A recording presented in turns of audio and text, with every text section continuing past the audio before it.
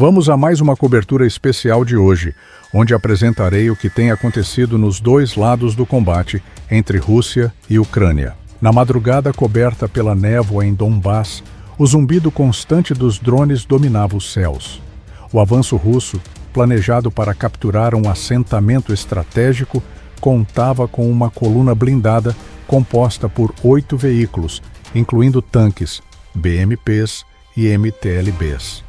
A formação era típica, seguindo um padrão de penetração forçado, com um tanque à frente para abrir caminho e veículos de transporte de tropas logo atrás. O que os russos não sabiam era que estavam sendo observados desde o primeiro momento. Os drones ucranianos, operados por equipes experientes e jovens especialistas, estavam à espreita, analisando cada movimento. O primeiro alvo foi escolhido, com precisão, um BMP carregado com tropas de assalto. O impacto do drone de ataque foi imediato. A explosão paralisou o veículo, interrompendo a marcha da coluna e forçando os veículos seguintes a dispersarem. A estratégia dos ucranianos era clara: criar o máximo de desordem possível para desmantelar a ofensiva antes que atingisse a linha de defesa. Enquanto o tanque da frente tentava continuar avançando, os drones mudaram de alvo para os veículos. Blindados de transporte de tropas, um após o outro, foram atingidos. O MTLB, identificado com o número 116, foi destruído próximo a uma zona de desembarque. Outro BMP, numerado 115, foi consumido pelo fogo após uma carga incendiária atingir seu tanque de combustível. Sem apoio, a ofensiva começava a desmoronar. O tanque, agora isolado, conseguiu avançar por mais alguns metros antes de ser atingido.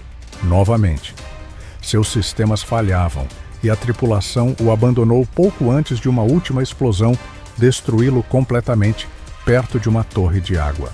No final da operação, 6 dos 8 veículos russos estavam inutilizados, alguns queimando, outros abandonados. O ataque, planejado para ser um golpe decisivo nas linhas ucranianas, terminou como um desastre para as forças russas. Os poucos veículos que conseguiram recuar deixaram para trás uma cena de destruição que ilustrava a vulnerabilidade dos ataques mecanizados russos diante da precisão dos drones. Em outras partes da linha de frente, a situação não era diferente. Na região de Pokrovsk, a 155ª Brigada Mecanizada da Ucrânia anunciava novas perdas para os russos.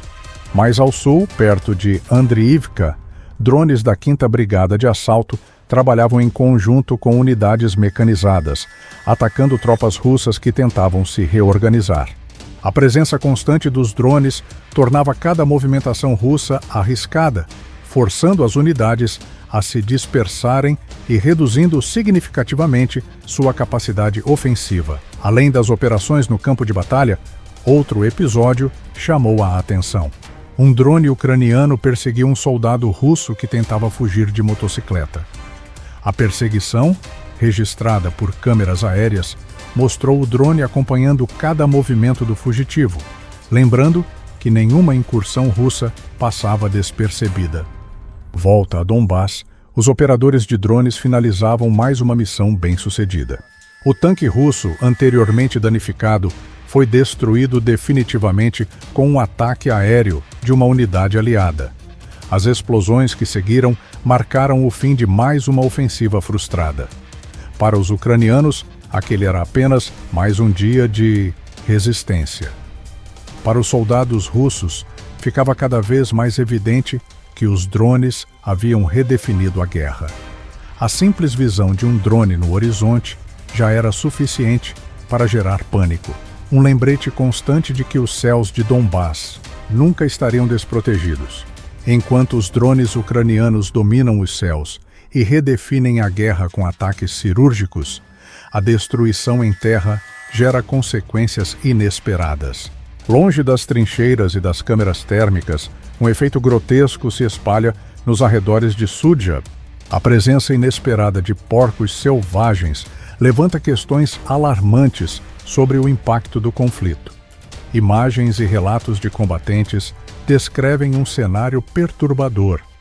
bandos de suínos percorrem as áreas devastadas, alimentando-se dos corpos abandonados no campo de batalha. Antes da intensificação dos combates, uma grande fazenda suína operava na região, mas após ser bombardeada, centenas de animais escaparam.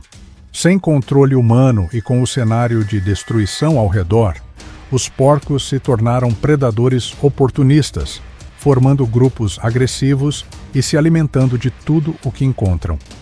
O fenômeno adiciona um novo horror psicológico à guerra, a possibilidade de ser deixado para trás não apenas morto, mas também consumido.